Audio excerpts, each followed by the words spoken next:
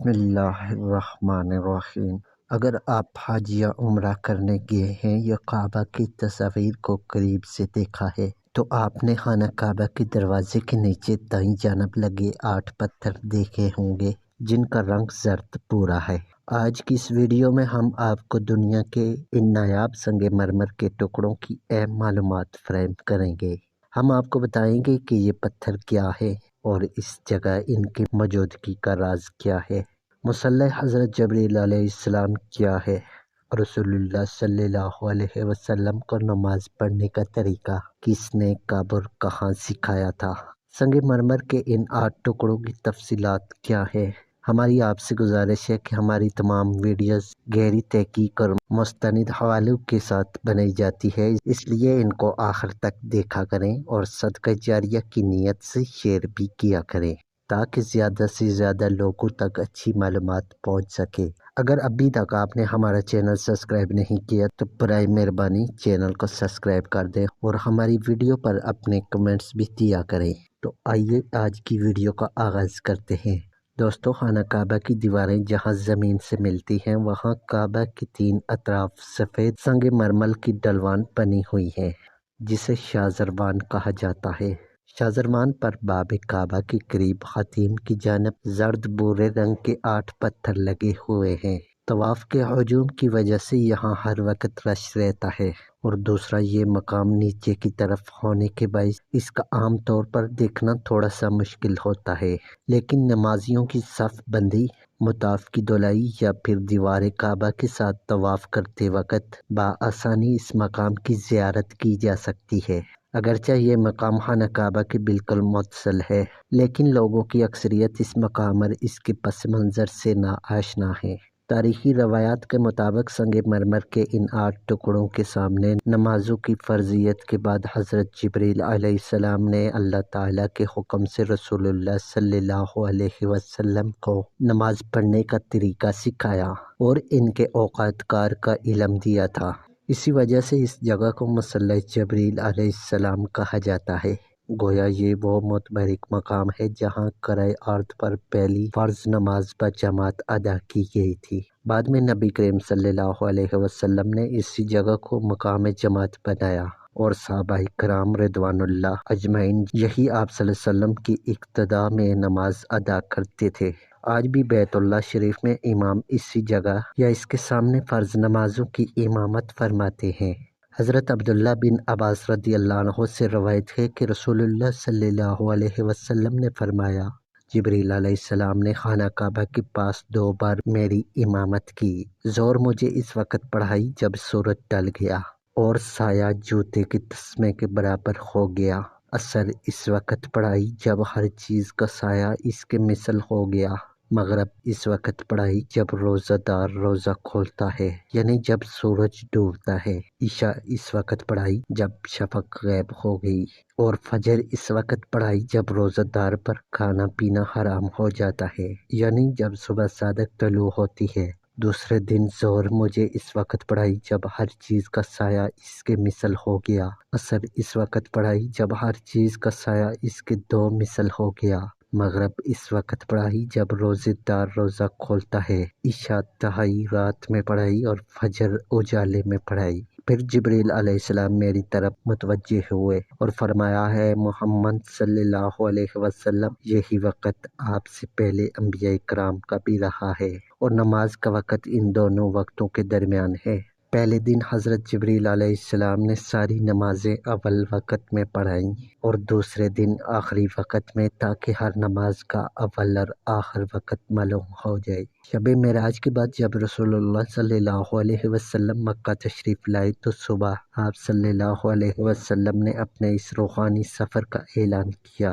نبی کریم صلی اللہ علیہ وسلم کو اس مبارک سفر میں اللہ تعالیٰ نے دن میں 5 نمازوں کا تحفہ دیا تھا، جس کے بعد حضرت جبریل علیہ السلام مسلسل 2 دن ہر 5 نمازوں کے وقت رسول اللہ صلی اللہ علیہ وسلم کی خدمت میں اس مقام پر حاضر ہوتے اور ہر نماز کی ترتیب اور اس کے اوقات کار کے متعلق اللہ تعالیٰ کا حکم سناتے اور نماز کا عملی نمونہ پیش کیا کرتے۔ 2 روز تک مسلسل دن نمازوں کی امامت حضرت جبرائیل علیہ السلام نے اس طرح کی کہ دین اسلام کی ان ابتدائی نمازوں میں اہل بیت، صحابہ کرام اور فرشتوں نے بھی شرکت کی۔ حضور نبی کریم صلی اللہ علیہ وسلم کی معراج سے واپسی تک فجر کا وقت نکل چکا تھا، چنانچہ حضرت جبرائیل علیہ السلام نے کرۂ ارض پر پہلی باجماعت نماز ظہر پڑھائی اور پہلی 5 نمازیں دوسرے دن فجر پر مکمل ہوئیں، اور یہ پانچوں نمازیں اپنے وقت کے شروع ہونے کے ابتدائی وقتوں میں پڑھی گئیں، جس سے ہر نماز کے وقت کے شروع ہونے کا علم ہوا۔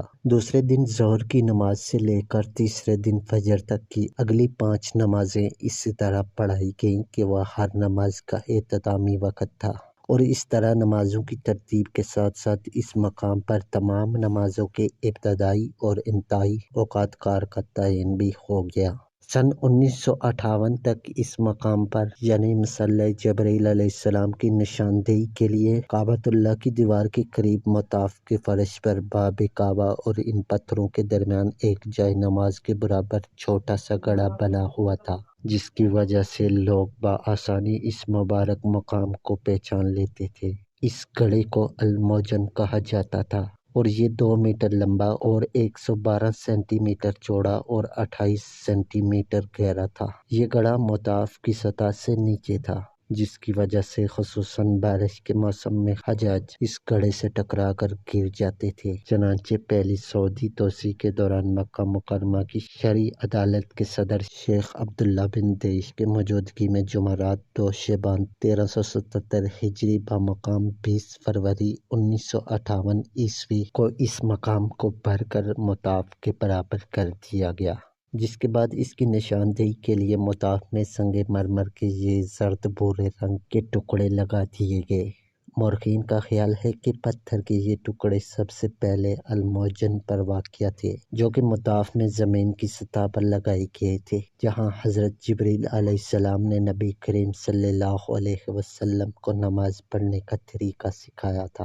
موجن کی جگہ کیونکہ کافی تنگ تھی اور وہاں پر ایک وقت میں صرف ایک ہی شخص کھڑا ہو کر نماز پڑھ سکتا تھا، لیکن لوگوں کے ہجوم کی یہاں نماز پڑھنے کی خواہش سے اس کے ارد گرد نقل و حرکت میں رکاوٹ پیدا ہونے لگی تھی، اس لیے یہ پتھر ہٹا کر باب کعبہ کے پہلو میں کعبہ کے نیچے شاذروان پر لگا دیے گئے۔ سنگ مرمر کے ان ٹکڑوں کی اہم تفصیلات بیان کرتے ہوئے سعودی محق قل ہاشمی کا کہنا ہے کہ شاذروان کے سنگ مرمر کے 8 ٹکڑے باب کعبہ کے دائیں جانب نصب ہیں اور یہ مصلی جبرائیل بنتے ہیں۔ یہ ٹکڑے دنیا میں سنگ مرمر کی نایاب اقسام میں سے ایک ہے، جسے میری کے نام سے بھی جانا جاتا ہے۔ حجم میں سنگ مرمر کے یہ ٹکڑے برابر نہیں بلکہ الگ الگ جسامت کے ہیں اور ان پر شاندار قسم کے نقش و نگار اور پھول بوٹے بنے ہوئے ہیں۔ ان میں سے سب سے بڑا ٹکڑا 33 سینٹی میٹر لمبا اور 21 سینٹی میٹر چوڑا ہے۔ سعودی محقق محی الدین ہاشمی نے سنگ مرمر کے ان منفرد ٹکڑوں کی تاریخ پر بات کرتے ہوئے بتایا ہے کہ یہ 8 ٹکڑے عباسی خلیفہ ابو جعفر منصور نے سین مطاف کی مرمت کے وقت سن 631 میں مسجد حرام کے لیے تحفے میں دیے تھے۔ ان کے نیچے نیلے رنگ میں 631 ہجری یعنی آج سے 1400 سال پہلے کی تاریخ درج ہے۔ سنگ مرمر کے یہ ٹکڑے سن 1213 میں چوری ہو گئے تھے، جو 164 سال سن 1377 میں بازیاب ہوئے۔ ایک سعودی انگریزی اخبار کی رپورٹ کے مطابق چوری ہونے والی سنگ مرمر کی یہ 8 ٹکڑے معجزانہ طور پر مرنے والے ایک شخص کے میراث میں پائے گئے۔ 164 سال تک ان کے لاپتہ ہونے کے بارے میں کوئی پتہ نہ چل سکا کہ انہیں کس نے اور کیوں چوری کیا تھا۔ بالآخر 1377 ہجری میں ان کی بازیابی کے بعد انہیں اپنے اصل مقام پر واپس لایا گیا۔ بعض مورخین کے مطابق اس جگہ کو حضرت ابراہیم علیہ السلام کی مٹی کھودنے کی جگہ بھی کہا جاتا ہے۔ روایات کے مطابق یہ خشک جگہ تھی جہاں حضرت ابراہیم علیہ السلام اور ان کے بیٹے حضرت اسماعیل علیہ السلام خانہ کعبہ کی تعمیر کے وقت دیواریں اٹھانے کے لیے مٹی کھودا کرتے تھے۔ دوستو، امید ہے کہ آج کی یہ ویڈیو آپ کو پسند آئی ہوگی۔ اگلی ویڈیو تک دیجیے اجازت۔ اللہ نگہبان۔